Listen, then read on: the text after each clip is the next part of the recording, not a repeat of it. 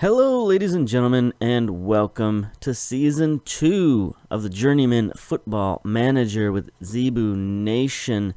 That's right, we've completed our first full season as a Journeyman coach, and what a season it was. First off, we were hired by Worcester City and the Vanarama National League North, and we led them, at least most of the season, we led them to one of their best seasons ever. They ended up finishing second in the National League North and getting promoted to the National League. So it was an excellent season for Worcester City. Now, we can't take full credit for that because halfway through the season, we were approached by Wolverhampton, the Wolves, and we took the job.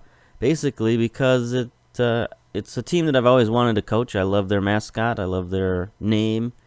So it's a team I would support if I was over there in England, but I'm not. But anyway, besides from that, there are also several leagues higher than Worcester City. Even with Worcester City getting promoted to the National League, the Wolves are still in the championship, the Sky Bet Championship. So that's two or three leagues higher than the Vanarama League. So it's definitely a way to move our career along and to move this series along at warp speed. Now, we can take a look at our history a little bit here. Overview. We only came in, you can see our record down here with the Wolves.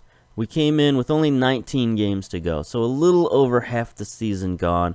And we went in, we got 7 wins, 7 draws, and 5 losses. Not the greatest record you ever saw, but we didn't really have much to do in terms of our roster. We came in right before the trade deadline, the transfer deadline, and there wasn't much maneuvering we were kind of do, so we just had to shape the boys that we had, put them in, positions to be successful, and, we did that for the most part. The board wasn't completely happy with us, but, they were happy enough with us to give us another year.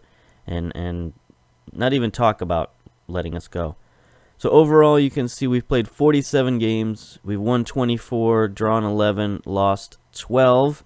So that's pretty good. If you can win twice as many games as you lose, I think you'll be successful in most sports franchises that you play. So this is, I think, a good start to our Journeyman coach. We can go through our profile a little bit, I suppose, just to reacquaint everybody with what's going on. So we're a 23-year-old American coach. Got sort of a mixed style all the way across the board in terms of playing style, mentality, pressing, marking. We're a technical coach, as you can see here from our statistics. We have improved somewhat in our statistics. We're still technical is our best attribute at 14, working with youngsters. And then player knowledge and youngster knowledge are our next best stats. But our stats have improved because we went and got out a Continental B license. And now I'm studying for a Continental A license, and that should increase my stats a little bit more. And as you can see, the characteristics of how I've been playing, I'm handling the media well. My best stats right now are managing finance at 76% and tactical consistency at 75%.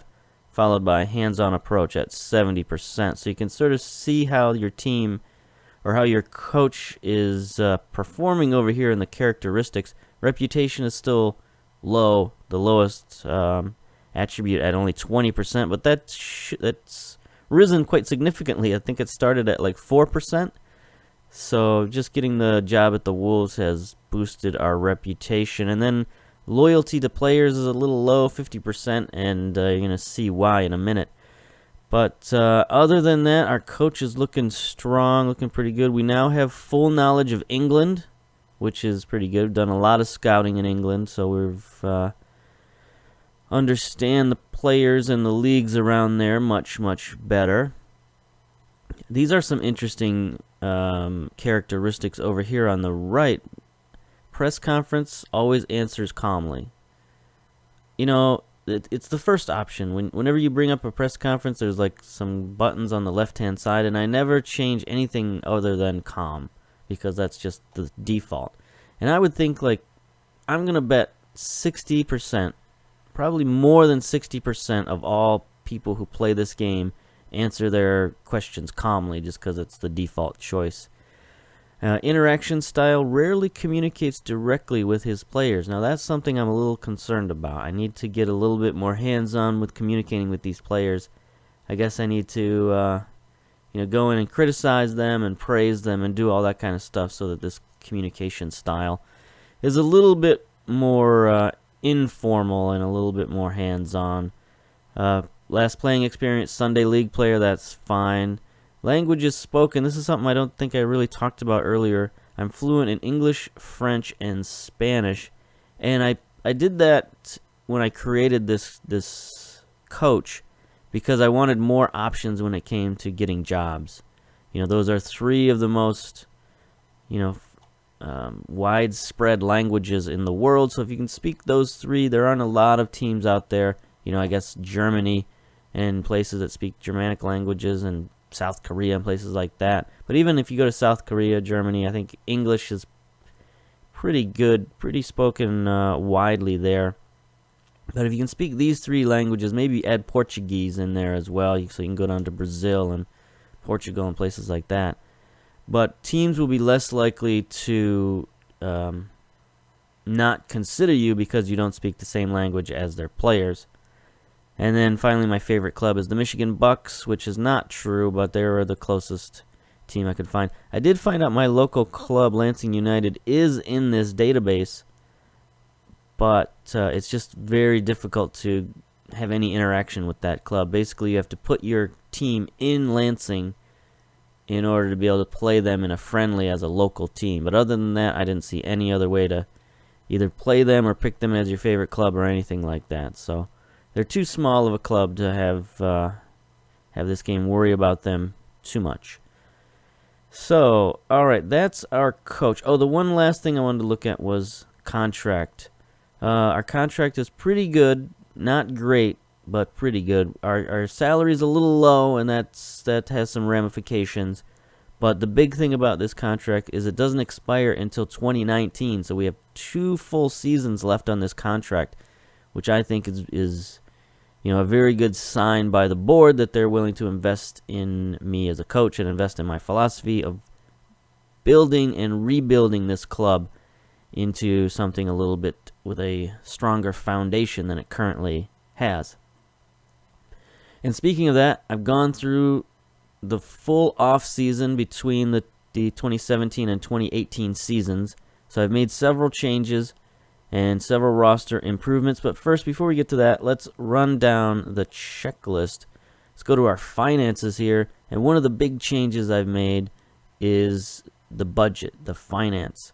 You can see here we have a $34 million surplus, $34 million in the bank. It's something that I like to do at every club I go to, make sure their financials are steady and solid and in place so that, when it comes time to ask for improvements and things like that from the board, they're going to be more willing to improve your facilities, improve your stadium, give you more coaches, better coaching salaries, all that kind of stuff. They're going to be more willing to do that if you can prove that you can balance the budget and not break the bank. So things are looking up. We're definitely on the upward trend financially. We've made a profit of $2 million in the off-season. That's pretty good. Well, just this month we made $2 million.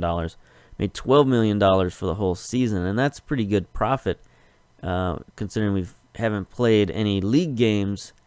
So you would think that our financials would be a little better going into league play. We'd get more money per game, and we'd be able to make a lot of money that way. So expenditures, finances, all that stuff is looking very, very good. Our payroll budget has been slashed. The board had put it at $28 million, but then I dropped it down to $25 to get a little bit more transfer budget. And we'll talk about the transfer budget a little later, but we're currently only spending $22 million out of our $25, so we still have even a little bit more wiggle room and a little more space to sign. Maybe 1 or 2 more players if we need them, but currently there aren't too many holes on the roster, but we'll talk about that in a minute. The board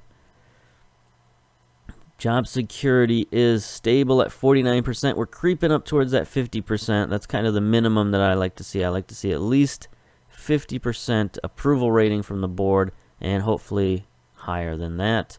The board's happy with our budget adjustments. Everything else is looking pretty good. Here's something I haven't looked at in a while, which is the confidence. So confidence is looking pretty good. It's highest in club finances at 64%. Matches, we haven't played many matches, but they're happy with the ones we have played. Everything else is pretty much even. Squad harmony this season, squad harmony is improved because we've gotten rid of several of the malcontents. And we'll talk about that later, of course. Everything for later. And then the other thing I wanted to look at was club issues. This is an interesting thing to look at because these are the things that the board is interested in. The board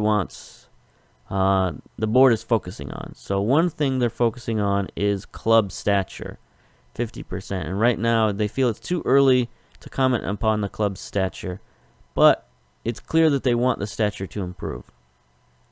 So that's something that I've also been working on through our scheduling, and honestly just winning games is going to help our club stature.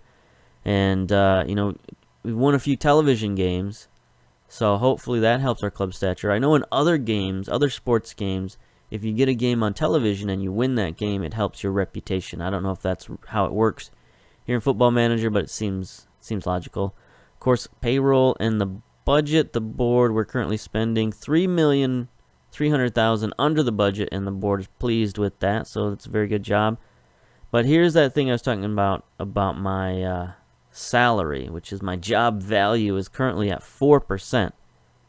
That is not a good number. Since it would not cost much money to terminate your contract early, you lack security on this front. So we need another good season where either we get a new job offer or we get a pay raise from the board so that we can be a little bit more secure in our position here. And then finally, our philosophy that we agreed upon with the board was first team, signing youngsters to the first team. We're at 50%. I'd like to see that a little higher, but they are content with the number of youngsters you sign for the first team. And hopefully that improves in the future, but for now it's good enough. Go to the club. We're 3-star nationally still, but now our finances are secure, so that's very good. We've got a firm footing financially, and we can move forward with any improvements that we need to make. Although, honestly, we don't need any improvements right now for the short term. We've got excellent training facilities and great youth facilities. That's good enough for us. We've got above-average youth recruitment, so we should be able to bring in some youngsters and move them up the ranks. Speaking of youngsters, I can take a quick look at a couple of players here. From our under-18s, we had a youth intake. Not a lot of great players, if I'm honest, but we did have two sort of bright stars, a pair of 16-year-olds. Carl Hornshaw, who's a right defender, and he's a pretty decent player, only 16 years old, so he's going to get better. But his teamwork and his bravery are through the roof, so this is a kid who has a lot of potential and a lot of ways to go. And then our real big youth prospect here is Mason Blake, a goalkeeper, only 16 years old as well. We're going to need this guy in the future, not too many seasons from now, maybe 2 years from now. I hope to have this guy in the starting lineup if I'm still here at this team. But he's a player who's just, you can see his stats are improving. He's really good. He's got a lot of potential.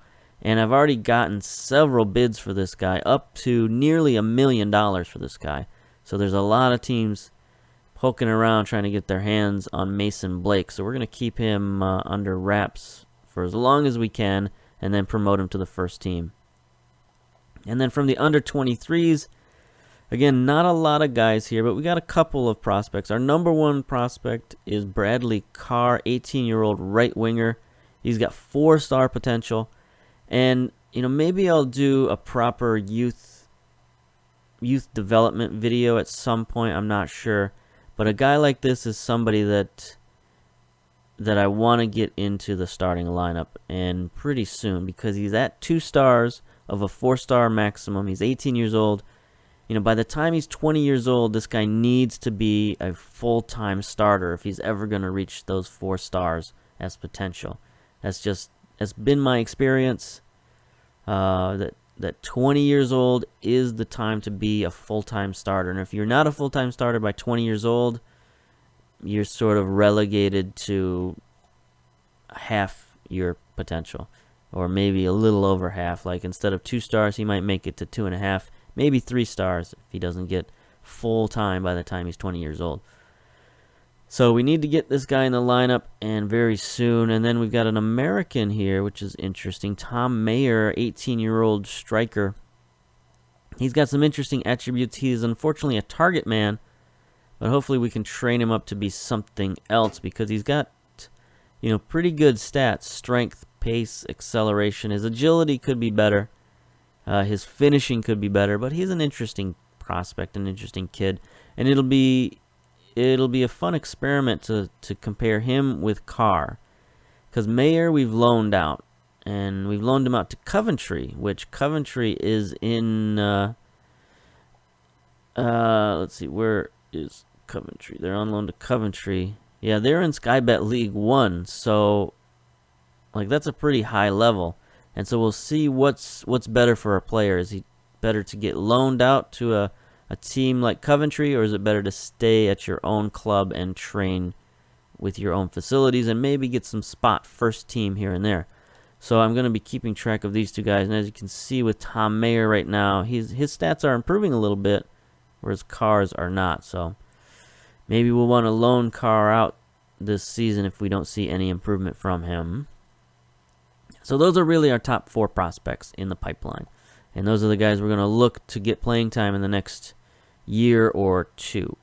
So now we'll go to the big leagues, the big moves, the transfers for this season. As you can see, we still have several in the hopper right now. Most of them have been rejected, but we'll look at those later. So here is the transfer list for this season. As you can see, huge number of departures. It's like, so many departures. It's like LaGuardia Airport over here. Just people leaving left and right. And there's a whole swath of guys in here that were free transfers. And these were guys that we just let go from the roster. They were mostly from the under 18s and under 23s. Oops, I keep hitting the buttons on my controller. Mostly from the under 18s and under 23s. And they just were taking up space, taking up salary, and they didn't have enough potential to really burst into the starting lineup at any point in their career, so just let them go on a free. But then there are some guys up here that might surprise you that we let go, or might be recognizable names. The first and foremost was Helder Costa, one of the last regime's big signings. He was injured for much of the season. He came back sort of halfway through our run and ended up being our leading goal scorer for the season. I believe he played on the right wing. But we got a pretty good offer from him from Hull. $10.5 million. It could increase all the way up to $18 million with future considerations. So that's a pretty huge deal to keep this guy, even though he's an outstanding player, very good player, only 23 years old. But we got a lot of players at his position. He was making a huge salary, and we were able to use the resources we got from this sale to improve the club in other ways. So this is, kind of my philosophy, where you don't really need that many superstars, or, this guy's not even a superstar. He's just a star player. You don't need that many star players if the rest of your team is balanced and capable. You can be a full team and not have to rely on star players. I mean, you need star players to kind of get you over certain humps, but when you're building a team, I think it's better to build from a wide base rather than try to cherry pick superstars.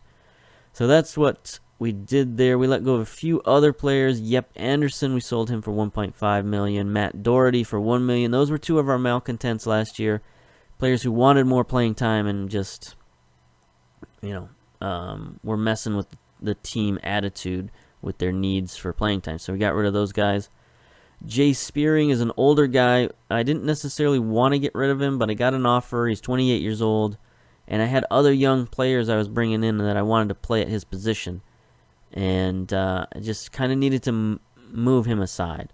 So we sold him for a possible $875,000. Not a great signing, not a great amount of money, but good enough to free some up. Joe Mason's a guy I tried to get rid of. I couldn't get rid of him. 26 years old, making $1.17 million off the bench, which is what I'd like to avoid. What I want to avoid is overpaid bench players. I think that's where most of our money was being wasted last season, was just players who were sitting on the bench at 24, 25, in that age range, making too much money and not starting.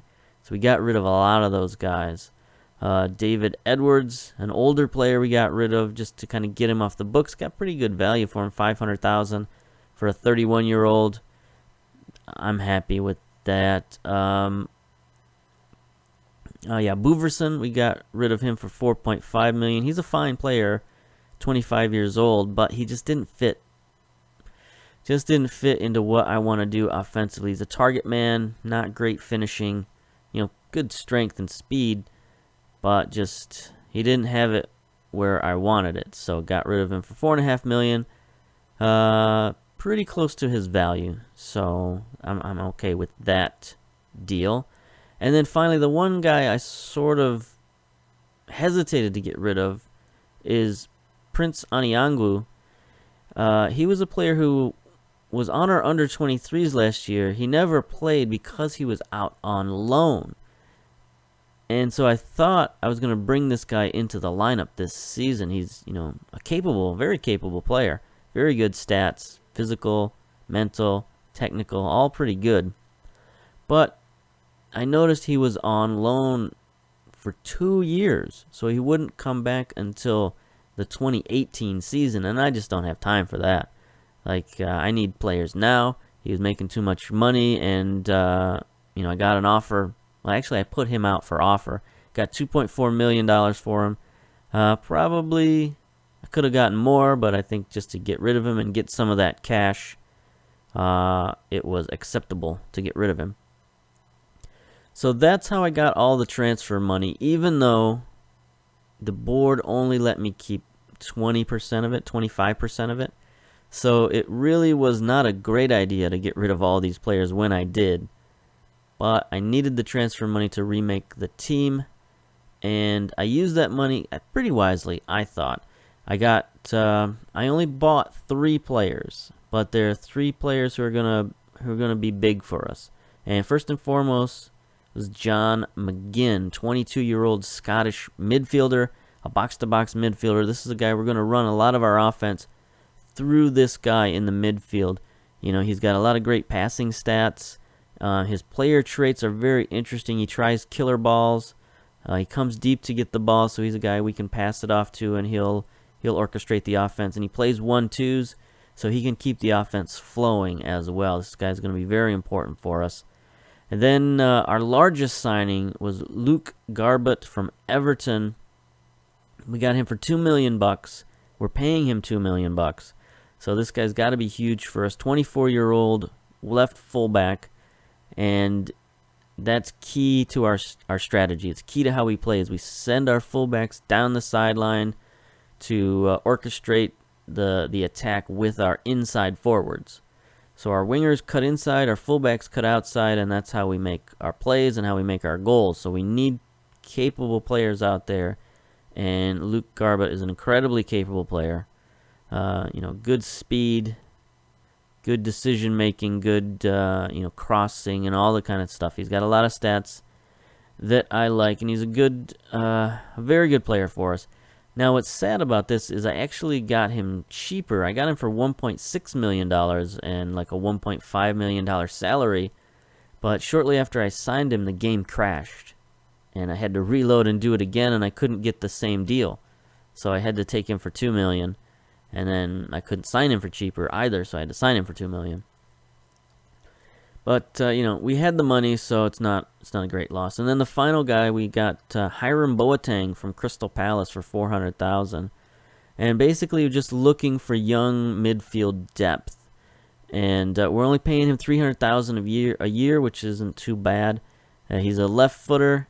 He can play central midfield, deep line playmaker. He's got a lot of really good physical stats, mental stats. He's got vision and work rate, technique, passing. This is a guy, I think he's got the ability to get better. And even if he doesn't get better, he's got the stats to compete right away. So I'm not sure if he's going to be a starter or not, but he's going to be in the mix at midfield, especially if we have injuries. He's going to be right there. Okay, so there's all of our signings, all of our departures. We let go many, many more than we signed. So you can see that in our rosters, our under 18s, it's full but not overflowing. Same with our under 23s. It's just down to 1 page of under 23s, so that's good. I don't want to have these like 2 pages of under 23s like I had before. And then our tactics for our full team right here. We have enough for a full preseason squad plus a little more, but several of these guys will probably get dropped back down to the under 23s once the preseason is over with. But for now, this is the team we've got. There's still a debate in goal between Lonergan and Akem. I don't know which one's gonna be our full-time starter, but they've both been going back and forth. But for the most part, this is our starting lineup. Yorfa and Garbett at the fullbacks, Bath and House at the central defense, Saiz at the ball-winning midfielder, defensive midfielder, Connor Cody, and then, of course, our signee, McGinn and Boateng will be in the central midfield somewhere, but both of them are currently injured. So we're going to have to rely on last year's signing from the previous coaching staff, Adam Matucic. I'm going to call him Matucic. Sure. I think I pronounced it better last season, but I forgot how I pronounced it. So it's Matucic for now. He's a guy I'd kind of like to sell, kind of like to get rid of. He's 28 years old. He's not making that much money, but he wants first-team soccer, and I don't think he's going to get it all year long. There's nothing wrong with him. He's a fine player. He's a little slow, but other than that, he's not a guy that I want starting. So I'm going to try to get rid of him this season if possible. But for now, we need him in the starting lineup. Ben Marshall is another player we're going to look to get rid of. He's 26 years old. Again, there's nothing wrong with this guy, but he's at the right wing, and we got a lot of other younger players that we want to play at that right wing. He's valued at $9 million, and he really, really wants to leave. But he wants to leave to a very specific place. Where was he? Wanted to leave to Newcastle. So, I've been trying to send some signals to Newcastle saying this dude's available, and if we can get 9 or 10 million for him, that'll be huge. And we can get him off the books, and we can let some of the other younger players play. Then we've got Ivan Cavallero, who's really our star player. He's really our best player, especially offensively. 23 years old, Portuguese. He's got everything: pace, flair, crossing, dribbling, pretty good finishing. He's our inside forward, so he's key to our offense. This is a guy who we really need to have a spectacular season this year. And then Noah Deco is our striker. And, he's a fine striker, but I want a better striker. Because we only have one player up top, I need a finisher up there. I need a guy with 15 or 16 finishing, somebody who can reliably, consistently put the ball in the back of the net. And Deco is he's just a hair's breadth away from that. He's not quite that guy. So maybe when I get rid of a couple of these other veterans, I'll look out there in the free agent market, or I'll look in the transfer market and see if I can bring in a big-time striker. All right, so there we go. There's our team in the preseason. We got several other players to talk about, but we're not going to do that right now because they're all young players, bench players, stuff like that. So let's continue on, and let's look at our match preview. And the reason we're playing this match is because it's something I've never never done before. It's a preseason tournament. It's a friendly cup. And we're going to be playing Saint-Etienne from French League 1. So that's a pretty good team to go up against. And then on the other side, we've got Antwerp and Darmstadt playing on the other side. So, they're in the German division, first German division. Antwerp is Belgian league. So, some pretty good competition. And honestly, if you look at our schedule, we've played pretty good competition all the way around. We've played Stoke, played Tottenham in a televised game, had a draw against Tottenham in a televised game, played AS Monaco. So we've played some very, very good games. Our best win was a 2-1 victory over Leverkusen in our previous game. So that's a pretty good win. They're a first division German team as well. So that's, for us playing in the Sky Bet Championship to beat a team from the German league, I think that's pretty good. That shows that we're going to be able to compete this season, I think. So anyway, let's move on to the match against Saint-Etienne. Again, this is another team that theoretically they should be better than us, and we should be maybe not able to compete against them. But we're not far from their level, and I think we can play with them. We can possibly even win this tournament. That's what I'd like to try. So let's go to our team selection here. We showed you this. Everybody's all set up, ready to go. Cavallero, Marshall at the wings. Deep line playmaker, just making sure everybody... Oh, we need Garbett on attack. Yorfa can be on automatic. That's fine. Marshall. All right. Everybody else is ready to go. Our instructions, we're going to go counterattack because theoretically they're a better team than us. So we'll absorb that pressure and try to hit them on the break. And there we go. Submit that. And away we go. So there's been a lot of movement in this offseason, and we let a lot of players go. And that's why our loyalty rating was so low. And it'll probably continue to be that way for a while until I get the players that I want. Or until we start bringing our own youth prospects up through the first team. And like I said, I might do a youth prospect video just to sort of share my knowledge with the process. And, all my knowledge is, what's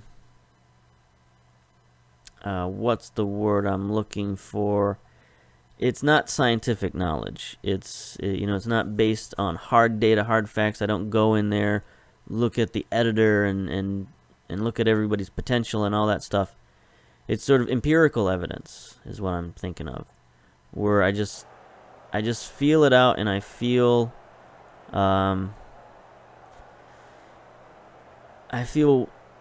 when guys start to improve, and I've gone through enough seasons playing as a youth coach to see the patterns that have emerged.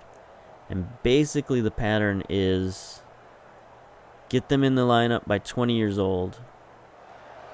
And if they don't improve by the time they're 23, they're probably not gonna. So don't waste your time. Don't waste your time on a 24-year-old.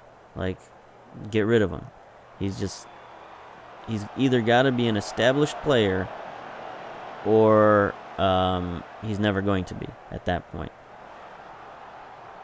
Now, it's not to say he can't improve over the course of his career if you stick with him. Wow, that was a heck of a goal there.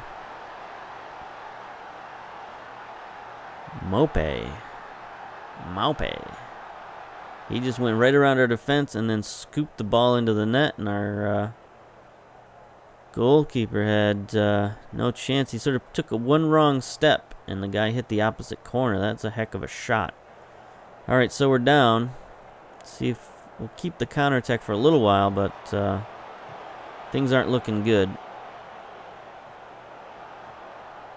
Here's that guy again down the right sideline. See if our fullback, there's Garbett. That's why we're paying you $2 million for plays like that. Come all the way down and make the tackle. But they're still on the attack. They still have the pressure going. There's a cross. Let's get it out of there, boys. Come on, Cody. You can win that ball. There we go. There's our defensive midfielder making the play. Deco on the run. Can he get past his man? I don't think so. Oh, what was that? I'm not happy about that. I'm not happy about that at all. He didn't wait for anybody. Mape, yes, let's close down on that guy for sure. Close down on him again.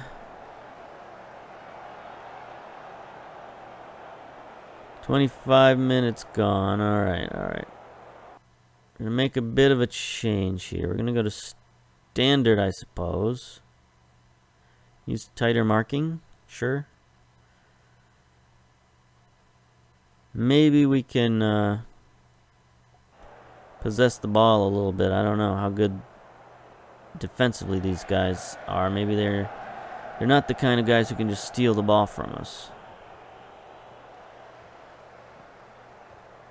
But we shall see. Looks like they're overloading that left side of my defense, sending their winger and fullback down. Oof, there's a brutal tackle by Cody. A red card. Come on, Commander Cody, what are you doing, homeboy?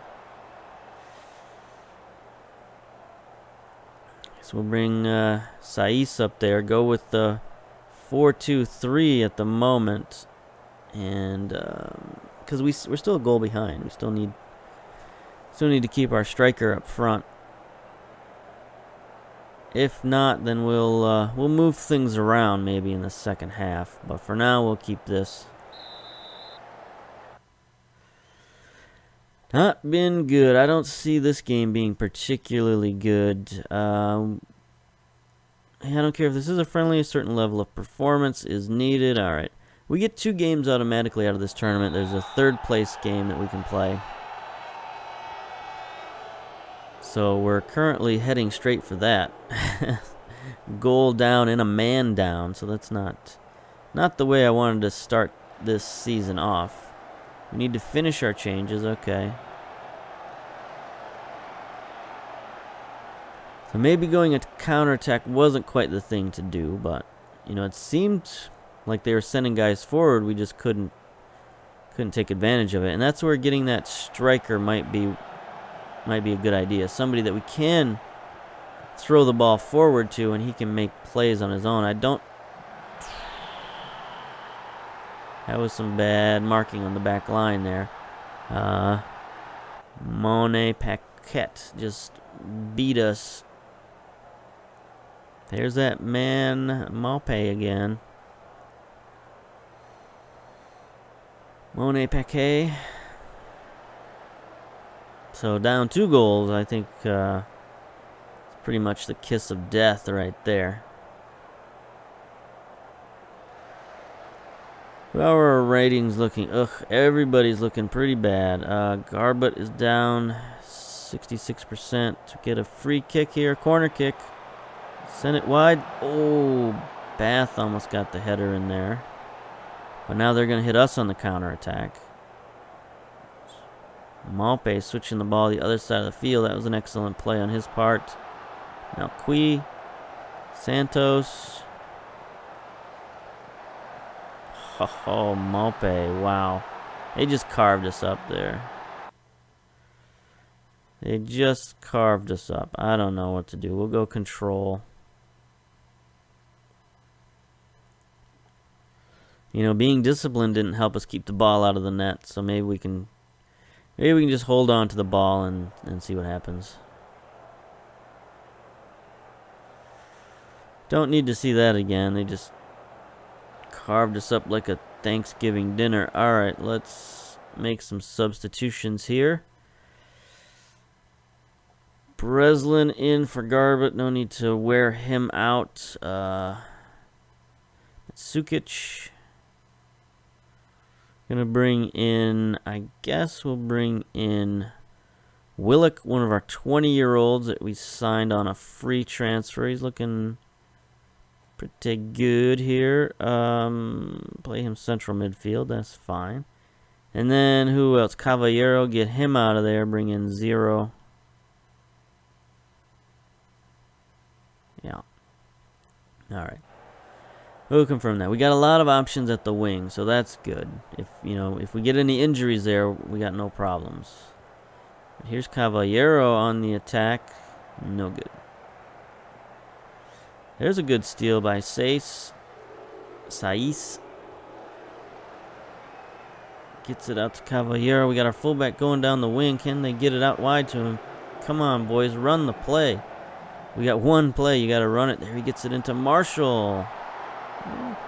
At least that was some kind of offensive threat. At least we got a shot off, right? Alright, so our substitution should come in now. Deco is looking pretty bad. 6.2%. Or 6.2 rating, I should say. 80 minutes down. I mean, there's no hope of comeback, but maybe we could get one goal. One for the team. One for your honor. No, I don't think so.